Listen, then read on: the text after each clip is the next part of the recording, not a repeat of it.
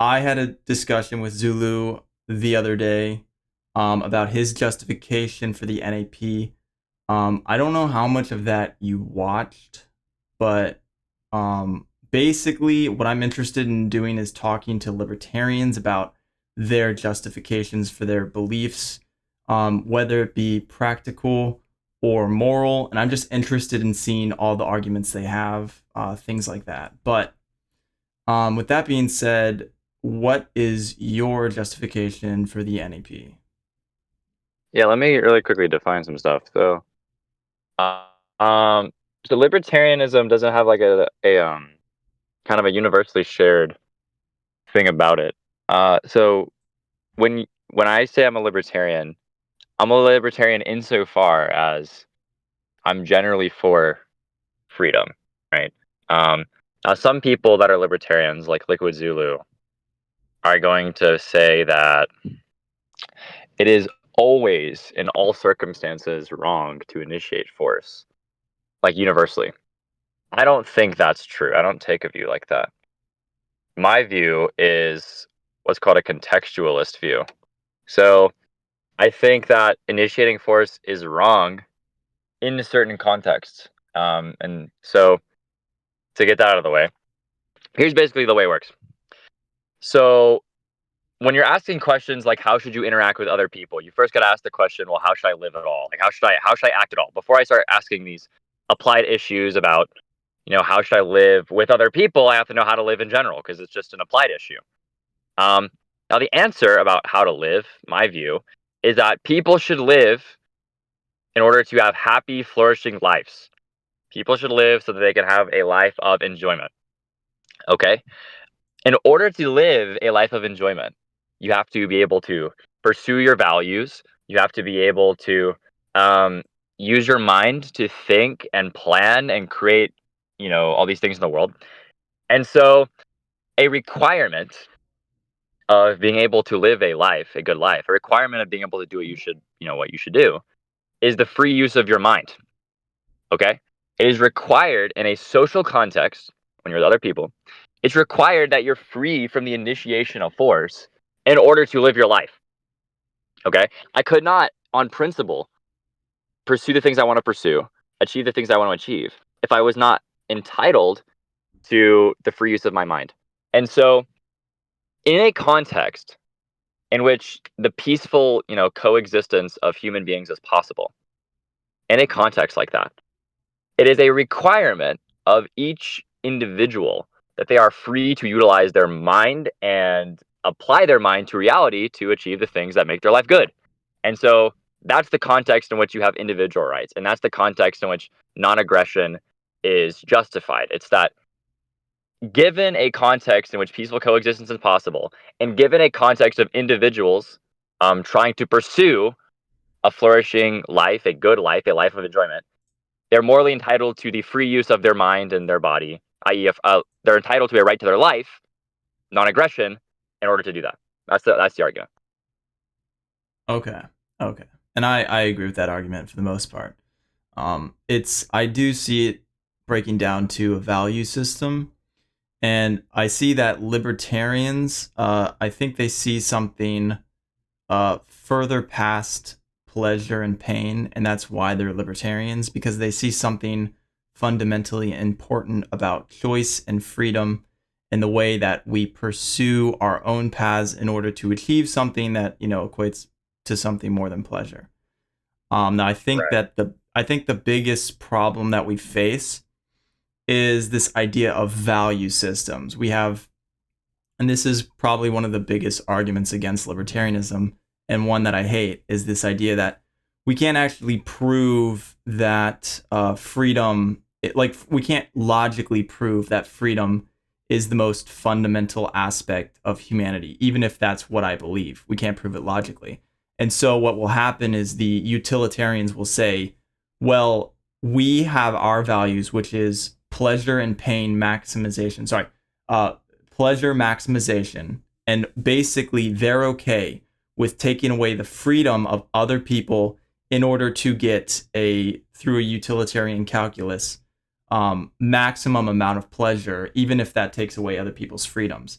So that's their biggest argument. And what it really comes down to, it seems like, is just preferences. And the way I see the world is that we all have different preferences. Value is subjective. And libertarians just don't have a stronger justification besides our preferences to defeat the utilitarian argument. And that's something that's kind of black-pilling to me. But, what do you make of that, I guess? Yeah, so here's kind of what I would say to that. So so to clarify my view more specifically, so I'm an objectivist. Okay, so I'm s- it's it is important to note that objectivism is a philosophical system in its entirety. Objectivism is not a libertarian ideology. Okay, libertarianism is a political philosophy, specifically political, and it has to do with freedom. And now, of course, because if you understand libertarianism just as that, then I would agree that the dominant influence of libertarianism in the world is this kind of undefined, kind of philosophically, like, just like deprived viewpoint, where they just kind of say things with no arguments. Like the idea of like, non-aggression being an axiom or self-ownership being an axiom. It's just completely divorced from the way that ethics actually works. Now, on my view, specifically addressing what you said, I do not think, to clarify, that freedom is fundamentally the most important thing regarding humanity. I don't think that. My view is that what is the most fundamental thing, firstly, has to pertain to individuals. There is no thing that is like quote unquote like fundamentally important for society. Society isn't like a literal thing. Society is a group of things, right? It's only like us kind of shorthand saying society that we're talking about individuals. Things are only important to individuals, right? So the thing that is most fundamentally important to each individual, and in that sense to society, is their own life and their own happiness. So it's their life. I think life is the root of value. I don't think it's freedom. And so on that, I would agree with you that if freedom were proposed to be the fundamental thing, then that'd be problematic. Now, the actual substantive thing you're saying is like value subjective, basically. You're saying like, well, it's the difference of preference. Like you might prefer life, libertarians might prefer, freedom, I might prefer utility. Does not make it all subjective. My answer is no. I don't think it's subjective in the way that you might be talking about it. So I do not think that what is right and wrong is just whatever you want. I think that ultimately the concepts of good and bad, these normative concepts, these moral concepts, they ultimately reduce down to talk about positive or negative experiences. Okay? So, of course, there are different types of positive or negative experiences. They might, an experience might be more positive than another experience. For example, like having a romantic partner might be more positive than, getting a hug from someone or something, right? The point, though, is that ultimately good and bad are about pleasureful experiences versus painful experiences. And those experiences exist in objective reality. They have objectively definable causes. When you feel happy, when you feel pleasure, it is not random. It is for a specific reason and it can be explained. And so in that sense, what is good and bad is objective because there are facts about what promotes the well-being, the emotional well-being of a human being. So if you're a subjective and you say, well, I desire to sacrifice people. I desire to take away what people have earned. It does not follow from you desiring it that it is in fact conducive towards your well-being just because you desire it. So that's my view. I think there's an objective basis to saying things are good or bad, and it has to do with life in objective reality. Okay. So we're getting pretty deep into this, and I'm someone who can get lost easily in the deeper things. So I'm gonna try to keep up and do my best, but we'll see where this goes. Sure, yeah. So the way I see your perspective is it aligns very, very closely with mine, and you can tell me if you disagree with any of this.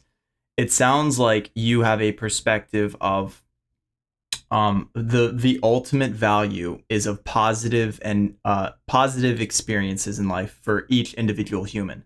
And the way I would equate this is to at the most what would you say, at the most not deconstructed, but like at the most, it's pleasure, right? Like at the end of the day, it's essentially like pleasure. Do you see what I'm Yeah, saying? I'm a hedonist. I agree. Okay. Yeah, exactly. So, although I would make a exception where I wouldn't say it's hedonism. I would say, because there's different types of pleasure, right? There's like short-term expedient pleasure, and then there's like long-term pleasure, which would be things Yeah, like I life follow under that. satisfaction.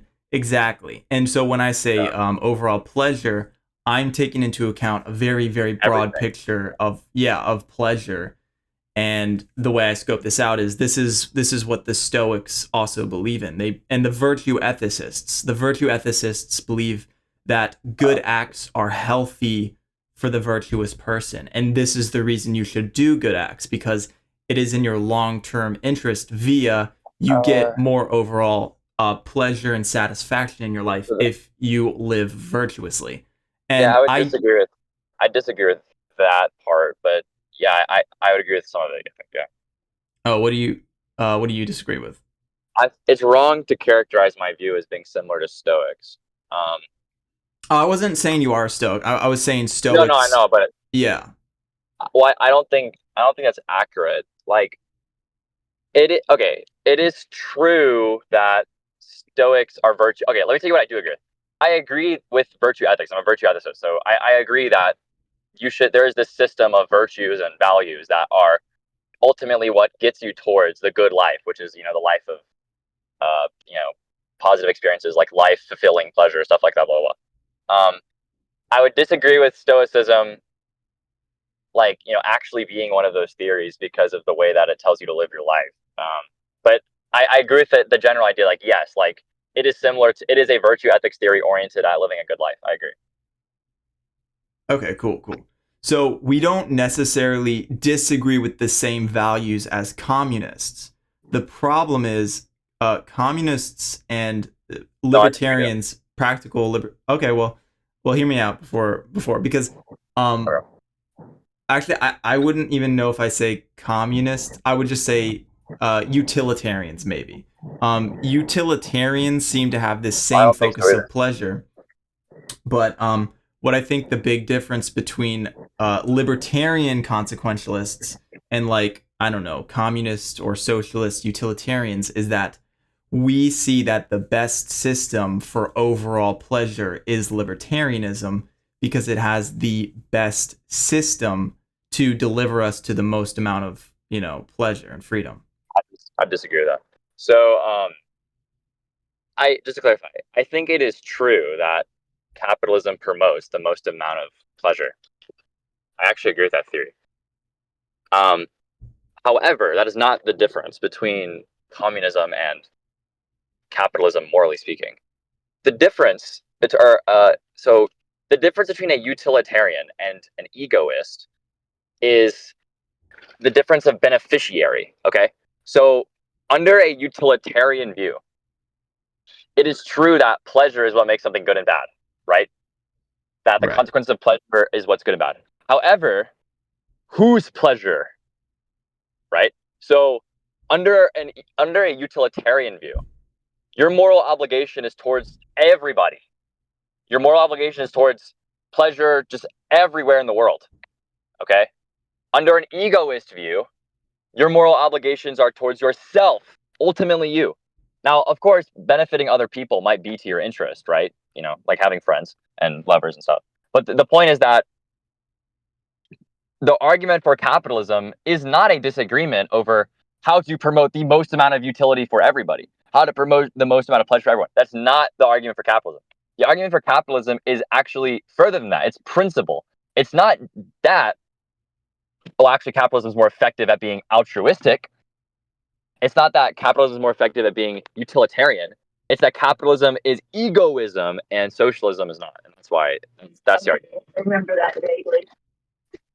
Okay. I think I see what you're getting at. So, whereas the utilitarian believes in like maximizing collective pleasure. You would say that the egoist, the capitalist, is interested in maximizing individual pleasure, so that the potential is essentially limitless. Whereas in a collectivist idea of maximizing pleasure, you cannot, there is a set limit for the pleasure because you have to negate certain people's pleasures to promote others. Is that sort of what you're getting at? Am I framing that in the right way? Sorry, can you characterize that last point? You said So whereas the communist and the socialist believe in they believe in collective pleasure. negating other people's potential or pleasure in order to raise other people's pleasure. So like the difference is individualistic pleasure versus collectivistic pleasure. Yeah, exactly. The way that Ayn Rand would describe this, by the way, is the difference between What? self-sacrificing. Oh, okay, self-sacrificing. Okay, so I've got a question for you. I don't know how well versed you are in objectivism, but you said you are an objectivist, so I'm going to ask you. I'm extremely well versed. Okay, great. I'm glad to hear that. Actually, because your profile name is is Ayn Rand's strongest soldier, which is fucking based, dude. Yeah. Actually, this is hilarious. This is like some stupid ass random thought I was having, but like, how awesome would it be to like have Ayn Rand as your grandmother? I kind of just want her to be like my adopted grandmother. Like that just sounds dope, doesn't it? Yeah, she'd be fire. That'd be Yeah, fire. she would be. But let me ask you this question. So I was listening to Leonard Peikoff's lectures on objectivism. Yeah. And I haven't gotten very far into lectures because they are kind of what's the word? They're very long slow. and- They're long and slow.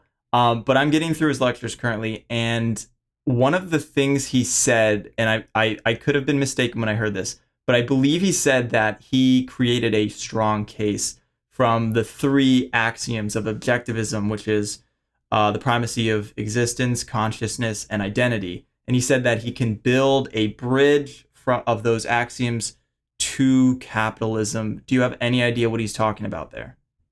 Yeah, I do actually know what he's talking about. So yeah, real quick.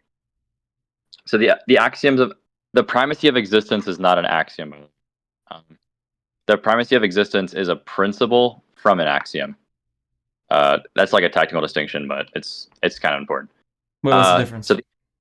So an axiom is something that is at the base of our knowledge. It cannot be reduced any further. The primacy of existence is a conclusion you get when you put axioms together. So the primacy of existence is the conclusion of understanding the law of causality, the axiom of consciousness, and the axiom of existence together. Would you call it a corollary then? Yeah, it's called an axiomatic corollary. Okay, cool. Anyway, what he's trying to say, what Peikoff is saying is this. So objectivism is, again, an entire philosophical system. And so Peikoff is saying that from the axioms existence exists, i.e. at the very beginning of his philosophy all the way down to capitalism. If you logically follow the philosophy all the way down, it will lead to capitalism. That's what he's trying to say. Okay. Yeah. Okay. Wait, so I'm assuming it's a long bridge, but Yeah, it's extreme. Yeah, it's like extreme long. Do you know if there's like what would you say, like a written form of the bridge somewhere, or does anybody make a case anywhere It's for never. that? Well, I mean, it's just like if you watch the lectures in the chronological order, if you watch like the 24 hours, that's the bridge. Goddamn. Okay, I got some research to do then. Yeah. All right, cool. Yeah, that was something that definitely piqued my interest because I don't know if it's like an intuitive calculation that we make, but I don't know. It just seems like people, the libertarian side, and I could have this wrong, but it seems like many libertarians, it's probably just the groups I run around and the type of people I watch, but the libertarians that I've seen debate are ones that are heavily involved in like logic and deductive reasoning first and foremost. And they also are libertarians. I didn't know if that was like correlated with libertarianism and capitalism or just what. But Well, yeah. So there's basically, uh, so I don't really think libertarianism is good philosophy, which is why I normally just consider myself an objectivist.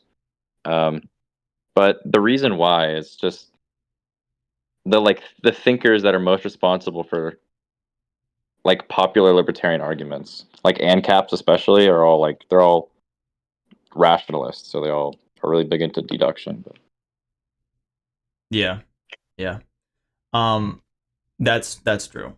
So okay, so I had my discussion with Zulu. I don't know how much of it you watched, but and we talked about this a little bit after the debate. But I created a video after I studied up the argument of companions and guilt, and so yeah, I looked up the argument, and I have problems with it. I made a whole video. I didn't mean for it to become like 45 minutes, but it's 45 minutes long. And essentially, I make the case that I don't believe companions in guilt is a good argument for bridging the is-ought gap. Um, so, and basically, the reason why I believe this is because it seems like the companions in guilt argument is using an ought to get to an ought. It's saying that if you value truth, then you must value ethics or morality or something like this. So it's using an ought to get to an ought. yeah. The companions in guilt does not bridge the Islam gap. I don't know who told you that. That's false. Well, that was Zulu's argument for bridging the is-ought gap. Okay, that's false. And if I'm mischaracterizing that, somebody tell me. I went through the video multiple times, the debate multiple times, and I made an entire response video, essentially like analyzing what he said. And from what I understand, he was making the case. Yeah, bless you. He was making the case that companions in guilt bridges the is-ought gap. Yeah, Um, companions in guilt does not do that, by the way. So, okay, well, so then why do you think he brought it up? If you had to um, guess, you have no idea. I I think he's just wrong on this issue. I mean, Okay. he might have been trying to give you an argument about how you can't reject normativity. So he could argue how like rejecting normativity is self-defeating with companions in guilt, which I guess wins him the debate. But that doesn't establish how to bridge the Islam gap. That just establishes that the Islam gap is rationally unable to not be said to be bridged. Like rationally speaking, fucking Jesus Christ. Rationally You got this, speaking, bro. someone cannot deny the is-ought gap being bridged. But he doesn't actually tell you how it's bridged. You see the difference? He's saying like, well, you couldn't deny that the is-ought gap has been bridged because of companions and guilt. But that doesn't tell me like how it's actually bridged. Just that it is bridged, and I can't deny it. Wait, what do you? So explain this to me further. What do you mean that it's bridged, but we don't know how it's bridged?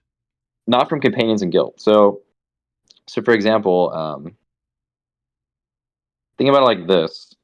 Um, if you were to say, um, if I were to say I'm not awake right now, and you're like, well, Divinity, that's performatively contradictory because whenever you say you're awake right now, like you're assuming the thing you're trying to say you're not. You're assuming you're awake.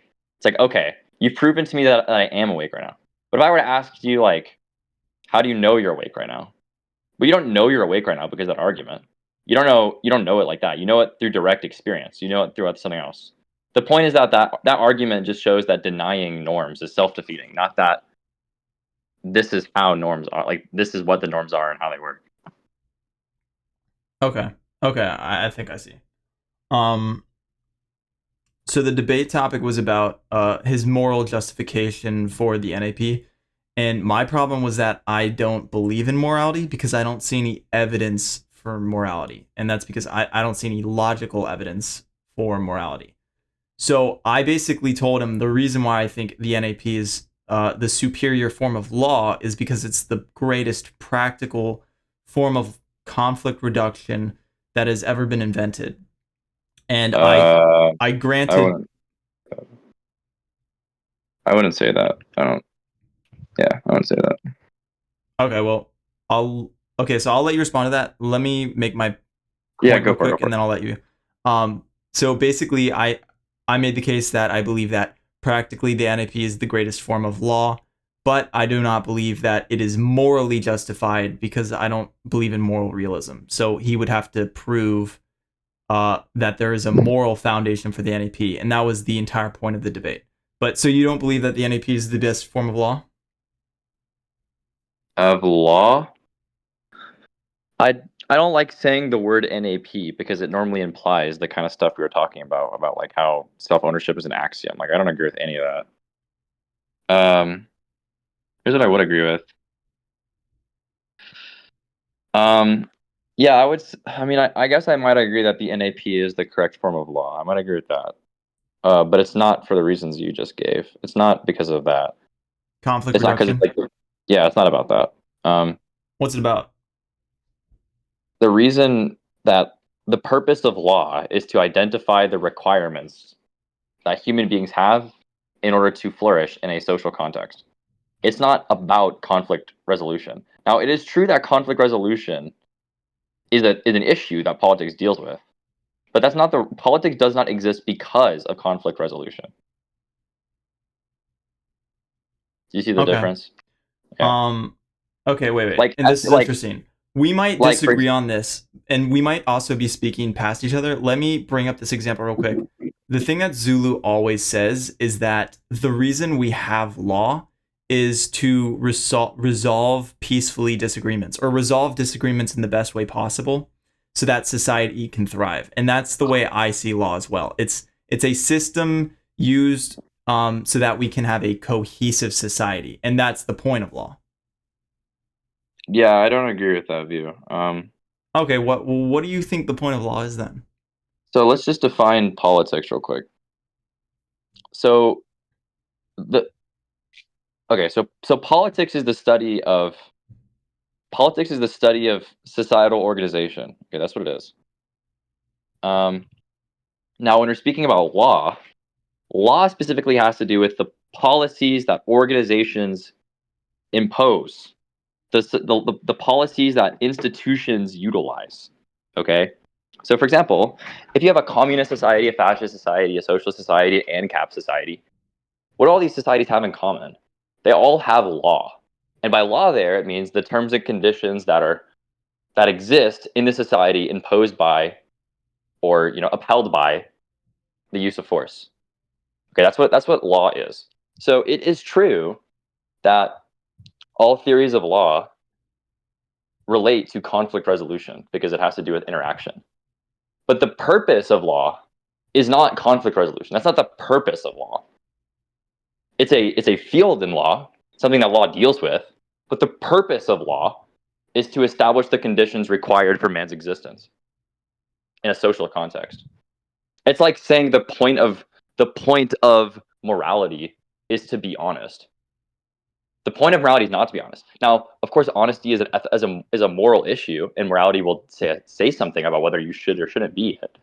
But morality does not exist because of honesty. Honesty exists as an issue because of morality. And in the same way, conflict is not the reason why law exists, but law is the reason why conflict is an issue that needs to be dealt with. Does that make sense?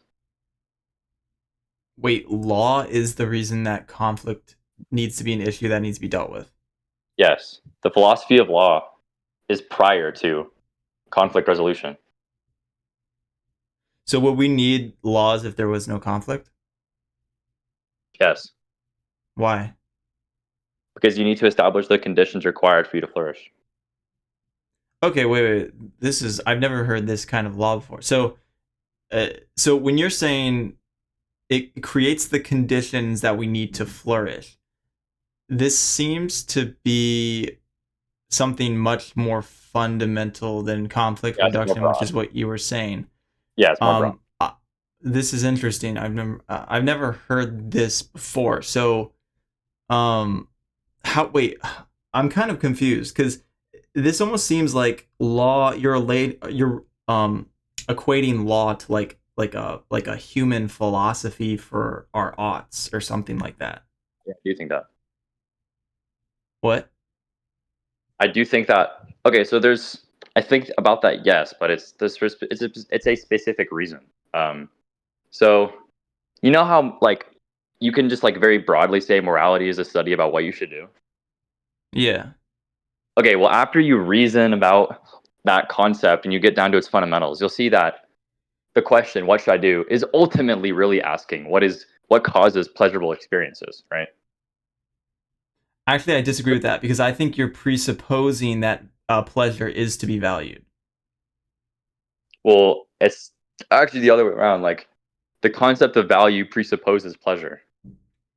The concept of value presupposes pleasure. This feels like a There is companions and guild argument. well, it's not a companions and guilt argument because it's yeah, it's not that. Companions and guilt argument is not that. It's similar to companions and guilt in the sense that it's an argument about the fundamentals of an idea, but that's all it is. Like here's the point though. For example, take the political ideology of fascism. Okay, Sure. yeah, fascism does not care about conflict resolution. That's not the goal of fascism. Fascism as a political philosophy, the goal is like nationalism and fucking militarism and To create their ideal society, basically. right, exactly. So politics is not about conflict resolution fundamentally. It's fundamentally about establishing the terms and conditions of a society. That's what it's about. Now, of course, one of the terms and conditions of a society is how they approach conflict. I agree. But that's not the fundamental. You see what I'm saying? Okay, wait. So let me put this into my terms, and then you can see if I'm properly saying this. What I think you're saying is that humans will enact their philosophy into the world, and their No. means of enacting their philosophy is by law. I, that is something I'm saying, but that's not the point I'm making. Okay. The point I'm making is that you described law as like the ideas that deal with resolving conflict. You know, But maybe I should have said like the ideal form of law is conflict reduction, but would you even agree with that? no, Yeah.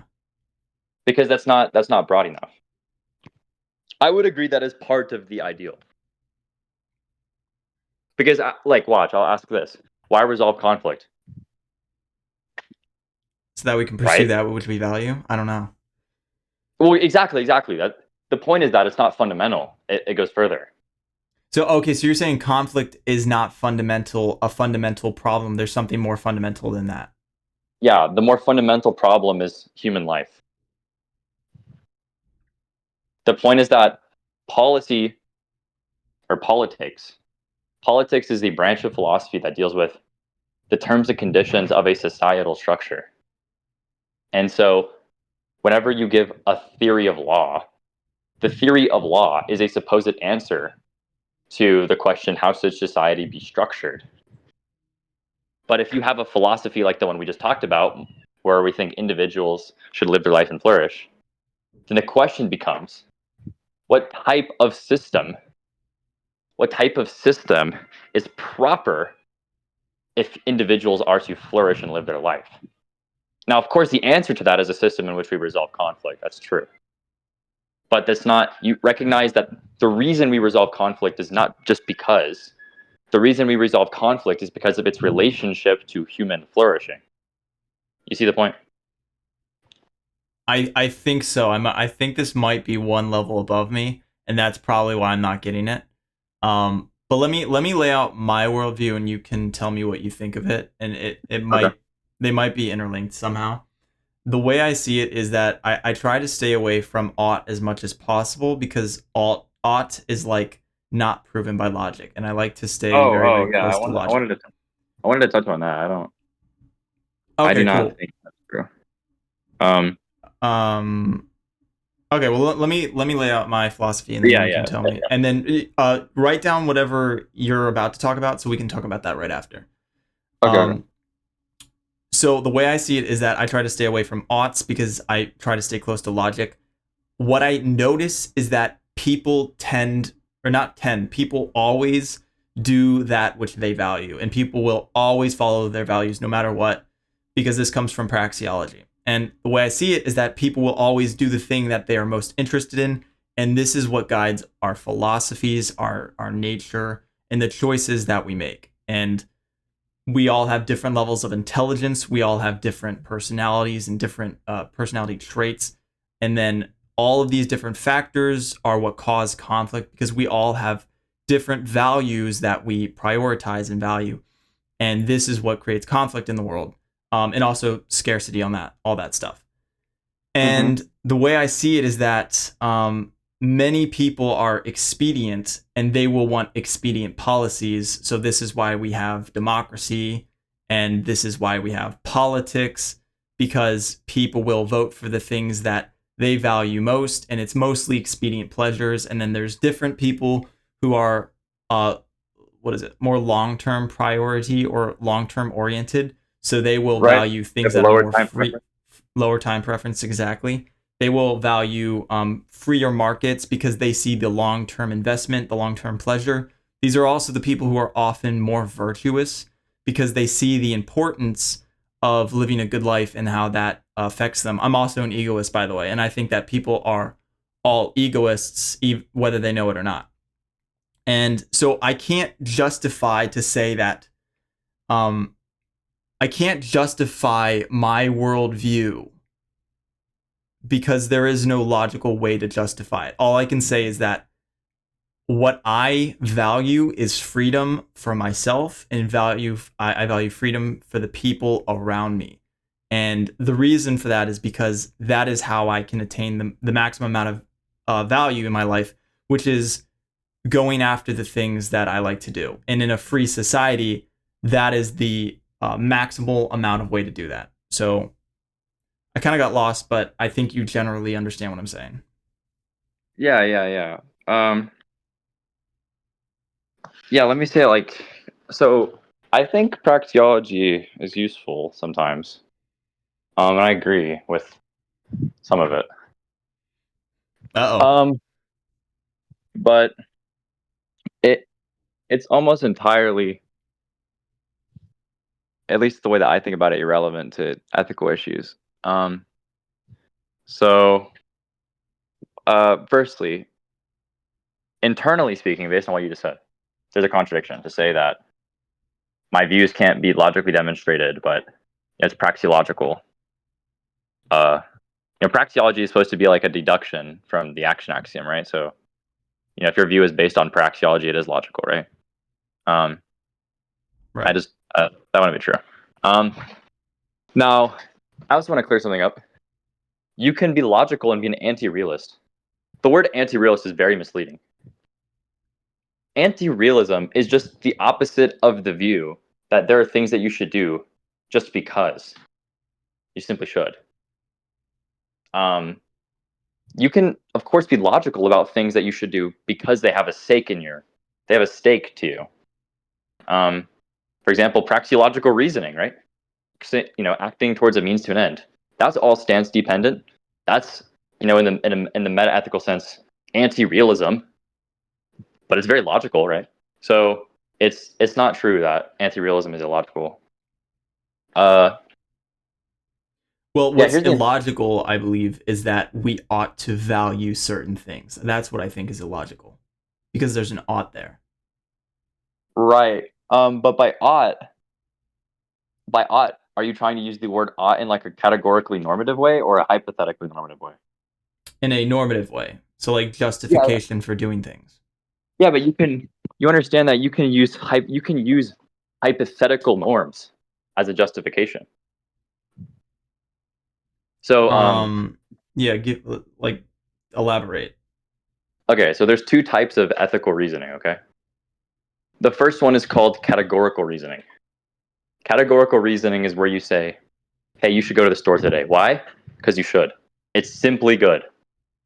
It's good inherently, okay? This is what I would call like intrinsically good or intrinsic morality. Right. It's intrinsically good. That's what categorical realism is. That's what moral realism is, okay? So bullshit. Sorry, go on. Yeah, exactly. Now the second view It's called anti-realism. And this has to do with what's called instrumental reasoning. So this is the reasoning about means and ends. So if I said you should go to the store, it's like, why? It's like, well, because I have the goal to eat today. Notice how the justification for going to the store was because it serves a goal, right? It's a means to achieving an end. Now, that type of reasoning, the instrumental reasoning, that's a form of justification, and it's a form of norm. It's just not a categorical norm. You see? So you can still be an anti-realist and believe in justifying things and using the word ought. When I say you ought go to the store, I'm saying going to the store is an action consistent with achieving this goal. Yeah, no, I Like agree with this. I absolutely agree with this. Maybe I didn't specifically clarify what I was talking about, but I absolutely agree with you're talking about. I do agree with this idea that you can use logic to like inform your decisions. For example, you can use logic to inform the things that you value. My whole point is that you can't get from logic to you can't use logic to justify the things that you should value. That's all I'm saying. Yes and no. So let So like if me. I give you an example, sorry, unless you want to go somewhere, but like I could give you an example that you could test around. Like, can you use logic to get to you should value this specific thing? Because I think we're dabbling in like Yes, you should. You can. objective No, you can. You can. You objective can. justifications or objective I value, wanna. right? You can do that. You can do that. Well, this is what I want to say. So, let's understand it like this. So, since you're familiar with praxiology, we'll use it in this way. Whenever you say, you should go to the store because it helps you eat, right? The value of going to the store, that thing is valuable because it's for achieving this higher value, which is eating. You understand that, right? Right. So it's like a hierarchy, okay? So the first value, the value of going to the store, depends on the value of eating, okay? So you could keep asking what makes something valuable, right? Like, why would you do it? Why would you do it? And eventually, in order to explain morality, you're going to need to posit something called an ultimate value. And the ultimate value is something that is valuable for itself, and it's something that makes everything else ultimately valuable, right? Now, for objectivism, the answer to that is living. So the process of gaining and or keeping living is valuable to gaining and or keeping living. But the point is like, well, you should go to the store because it helps you eat. Well, why should you help yourself eat? Well, because you want to help your life. Now you can ask the question, why would you live? And there's different things you can say about that. That's a whole thing. The point I'm making though is that whenever you say logic, there's a very logical conclusion. It's like, if I value living, then I should value X, Y, Z. And so if you establish and can prove and define your ultimate value, like what everything is made valuable for, then you can also define a standard of value. And a standard of value is like, how you test whether things are good or bad. So for example, if someone was like, hey, Divinityy, I value living, I want to do heroin. Is that good or bad? Well, hold on. Let Depends me on your weigh. standard. Well, yeah, but if we define the ultimate value as living, and we understand living in like this long-term happy way, right? Oh yeah, I see what you're saying. Then there are objective facts about what's good and bad, given that standard, right? And so, in that Okay, way, wait, you wait. can logically. I think I understand what you're saying here. So you're saying that if somebody's valuation in life is to be healthy, but they have a different perspective about how to approach that, they could be wrong Yeah, about exactly. the Exactly, means exactly, of exactly, their exactly. values. And Exactly. so, yeah, okay, I think I see. So if the utilitarian says that we value collective pleasure and our means is by doing communism, you could say you're objectively wrong because that will objectively not bring you to the most amount of pleasure. Exactly Right? right. And you can actually take it another step further, okay? So I'm about to elevate you, right? So look, whenever you Enlightenment have. load. Right, Sorry, right, go right. ahead. So remember how we said going to the store was valuable to eat food? Yeah. So driving to the store is a means of going to the store, right? Yeah. Okay. So the store there was the value, and the driving was the means. Right. Right. But also, the store and getting food, that is also a means, because it's a means to eating, right? Right. So values themselves can be both means and ends. Yeah. Okay. So the point is that if somebody says, I value collective well-being or something, or if someone says, I value slavery, whatever it is, whenever someone says, these are my values, you can criticize those values against the ultimate value. You see what I'm getting at? So if you're able to, so you could say that they're objectively wrong about their values because you would use a more fundamental value that they hold exactly right, to prove exactly them right, wrong. exactly right. Okay. So you Okay. have to Okay. identify what is at the base of morality and then weigh them against that. And so obviously, my view is that what's at the base of morality is a life of enjoyment. And so I weigh things as good or bad against that. Okay. So if a communist walks up to you and they're like, I value communism, you can be like, you objectively don't, because what you actually value is the pleasure you get from Well, it's communism. not that. And It's the not that pleasure that you want from communism is objectively going to be, there's going to be objectively more of it in the capitalist Well, system. I wouldn't say they objectively don't value it. I would say it's objectively not valuable. That's what I would say. Because there's like, it might be the case that they're acting towards that, but you got to remember people can act in contradictory ways. So like if someone's acting to achieve communism, they value it like praxiologically speaking, but that value they're trying to gain might be inconsistent with more fundamental values. So you would say Okay. that's objectively not a value. It's objectively disvaluable, right? Because it's Okay. harmful to fundamental values. Yeah, that's pretty cool. That's definitely an interesting way of thinking it like that. I've never heard of something like that. That's pretty cool. Yeah, but the relevance of that is that when you understand it this way, you can objectively, logically conclude moral ideas, right? Because as long as if you have a moral ultimate value, a moral foundation, a basis that you can defend, of course, then once you defend it, then you bridge the Azak gap. Because then you can identify things as good or bad given that goal.